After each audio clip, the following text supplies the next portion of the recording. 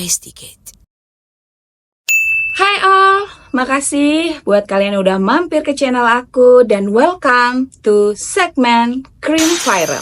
Tempat kita akan bergibah tentang kasus-kasus kriminal yang terjadi di Indonesia ataupun dunia yang pernah ataupun sedang viral.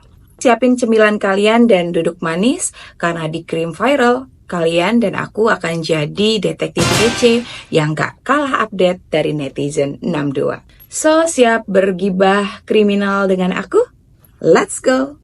Ini aku akan bawain cerita yang literally bikin geger Jakarta saat itu dan sempat bikin orang-orang parno untuk keluar rumah dan juga sampai sekarang kasus ini masih jadi misteri.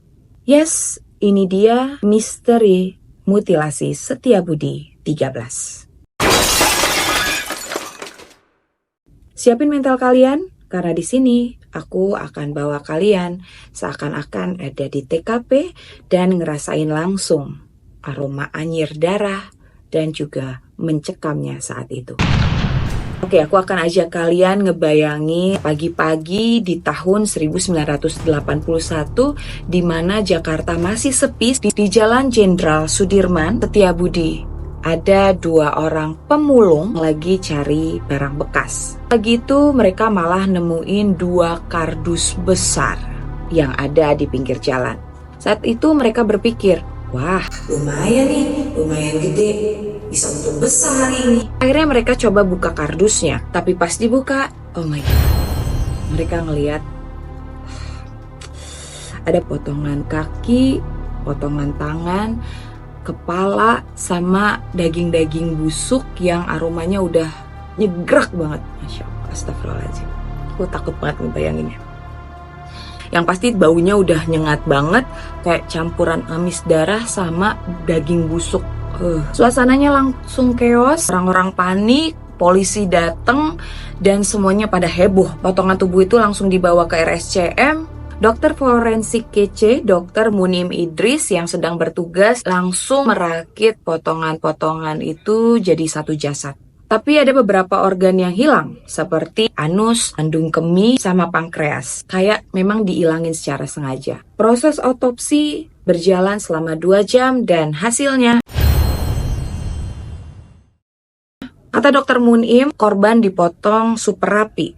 Kayak kerjaan tukang daging profesional. Dr. Munim bilang bahwa untuk bisa dapat potongan rapi seperti tadi butuh setidaknya 3-4 jam. Pasti bukan kerjaan orang biasa dan pastinya pelakunya adalah orang yang profesional. Pasti ngerti banget tentang anatomi tubuh manusia. Terus siapa sih korban ini? Ini yang malah bikin kasus ini tambah misterius. Cowok muda, usia sekitar 18-21 tahun, tingginya 165 cm, agak gemuk, dan punya beberapa tai lalat di tubuhnya. Ada juga kondisi medis, fimosis, lubang pipis, sempit dan juga belum disunat. Berita ini tentunya diumumin ke publik. Ratusan orang coba untuk ngeliat, bahkan keluarga-keluarga yang kehilangan anggota keluarganya coba ngecek, tapi nggak ada satupun yang cocok. Kayak korban ini tuh literally muncul dari dunia lain karena nggak ada yang kenal, nggak ada yang cari.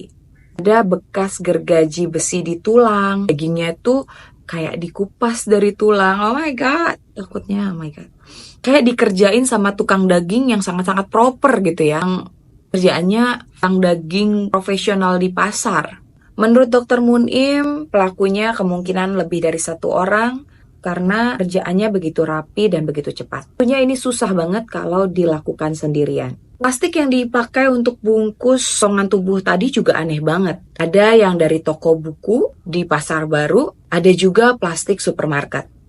Di dalam kardus juga ada koran edisi 19 Agustus 1981 yang masih mulus kayak baru aja diambil dari toko. Polisi coba telusuri semua petunjuk yang ada namun tetap buntu. Pelakunya kayak ninja, hilang tanpa jejak. Kasus ini langsung viral seketika. Tentunya di surat kabar, semua orang ngomongin tentang kasus mutilasi Setiabudi 13 karena potongan tubuhnya ada 13 bagian. Seluruh Jakarta parno, banyak orang yang takut untuk keluar malam-malam, takut jadi korban berikutnya. Media heboh, headline di mana-mana, semua orang berusaha untuk jadi detektif dadakan, bikin teori sendiri-sendiri. Karena pelakunya nggak ketangkep, muncul teori-teori aneh. Ada yang bilang ini kerjaan sindikat kriminal, ada juga yang curiga terkait ritual sesat, bahkan pesan buat kelompok tertentu. Tapi nggak ada bukti kuat, semuanya kayak cuma ya udah spekulasi aja. Polisi juga udah periksa banyak saksi di sana, tapi tetap semuanya nggak bisa bantu. Tetap buntu. Jadi kayak urban legend. Setelah semua usaha polisi udah dilakukan, akhirnya korban dikubur di TPU Gar Alur, Jakarta Barat, tanggal 27 November tahun 1981. Sampai sekarang kasusnya masih gelap, identitas korban juga nggak pernah terungkap. Pelaku nggak pernah tertangkap, seperti ninja, hilang tak berbekas. Misteri Setiabudi 13 jadi kasus kriminal paling legendaris di Indonesia sepanjang sejarah.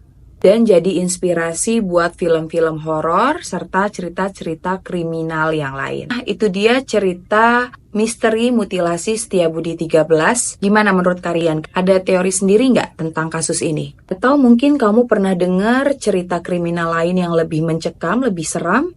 Kalau kalian mau aku ceritain kasus kriminal lain yang lebih serem, boleh banget kalian untuk tulis di kolom komentar. Dan berikan juga masukan kira-kira nanti di next Crime Viral, aku akan ceritain tentang kasus kriminal apa. Like, subscribe, dan juga kasih tahu ke teman-teman kalian yang suka cerita kriminal seru kayak gini. Sampai ketemu di kasus berikutnya. Jakarta itu keras, tapi kamu harus lebih keras. Stay safe, jangan jadi korban, dan tetap jadi detektif kece versi kamu. See you, bye-bye. Mwah.